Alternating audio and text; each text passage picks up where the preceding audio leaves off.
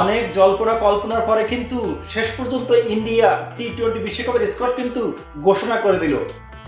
আর সেই দলে রিঙ্কু সিং এর মতন প্লেয়ারের জায়গা হয়নি কে.এল. রাহুলের জায়গা, আরো সেই প্রিন্স খ্যাতনামা শুভমান গিলেরও জায়গা হয়নি, যে গত বছর আইপিএলে 900-র উপর রান করছিল, সেই শুভমানেরও জায়গা হয়নি।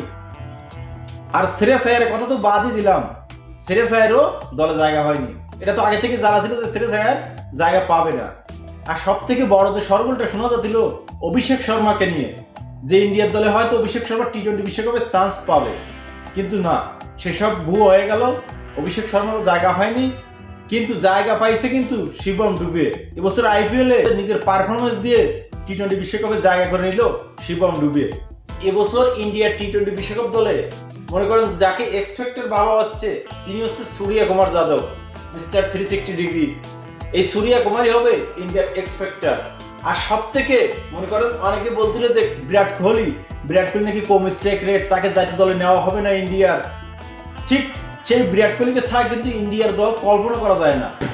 আর সব থেকে যে বড় আলোচনার জায়গা ছিল সেটা হচ্ছে হার্দিক পান্ডিয়া। এবছর আইপিএল এর পারফরমেন্স দিয়ে, তার ব্যবহার দিয়ে অনেকে ভাবছিল হয়তো হার্দিক পান্ডিয়ার ইন্ডিয়ান টিমে জায়গা হবে না, কিন্তু ইন্ডিয়ান ক্রিকেট কাউন্সিল সবাইকে চমক দিয়ে সেই হার্দিক পান্ডিয়াকে কিন্তু সহ-অধিনায়ক করে ঘোষণা করে দিল ইন্ডিয়ান টিম। আরো একটা চমক, সেটা হচ্ছে সঞ্জু স্যামসন। এবছর আইপিএলে তার ক্যাপ্টেন্সি দেখে এবং তার ব্যাটিং দেখে কিন্তু ইন্ডিয়ান ক্রিকেট টিম বাধ্য হয়েছে সঞ্জু স্যামসনকে দলে জায়গা দিতে। তাই সঞ্জু স্যামসনের ইন্ডিয়ার দলে থাকা বড় একটা চমক। কিন্তু এই সঞ্জু স্যামসনের জায়গায় কিন্তু রিঙ্কু সিং এর থাকার কথা ছিল, কিন্তু সেই রিঙ্কু সিংকে সরিয়ে সঞ্জু স্যামসন কিন্তু জায়গা করে নিল ইন্ডিয়ান টিমে। তো চলুন এক নজর দেখে নেওয়া যাক 2024 টি-20 বিশ্বকাপে ইন্ডিয়ার স্কোয়াড। প্রথমে আছে কিন্তু ক্যাপ্টেন রোহিত শর্মা, পরে বিরাট কোহলি, জয়সওয়াল, সঞ্জু স্যামসন, শিবম ডুবে, সূর্য কুমার যাদব, হার্দিক পান্ডিয়া, রবীন্দ্র জাদেজা, অক্ষর প্যাটেল, ঋষভ পান্ট। ও 2024 টি-20 বিশ্বকাপে যারা পেসার হিসেবে ইন্ডিয়ান দলে সুযোগ পাইছে তারা হচ্ছে জয়প্রীত বুমরা, মোহাম্মদ সিরাজ, ম্যাজিক মিয়া নামে পরিচিত যে আর্শদীপ সিং। ও স্পিনারে আছে কুলদীপ ও সাহালের জুটি। এই দুই স্পিনার আছে, যেহেতু ওয়েস্ট ইন্ডিজের পিচ কিন্তু স্পিন সহায়ক পিচ, তাই কুলদীপ এবং সাহালকে নিয়ে কিন্তু দল ঘোষণা করছে ইন্ডিয়ান ক্রিকেট টিম। তো ভাই ব্রাদার, অবশ্যই এখানে অনেকের পছন্দ হইতে পারে টিম ইন্ডিয়ার, নাও হইতে পারে, কারণ অনেকের ফেভারিট প্লেয়ার হয়তো ইন্ডিয়ার দলে চান্স পায়নি।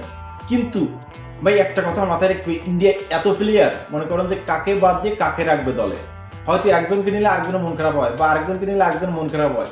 ইন্ডিয়া যদি বিশ্বকাপের জন্য দুইটা টিম বানাতো তাহলে ঠিক হইতো, তাহলে হয়তো সবার মনের আশা পূরণ হইতো।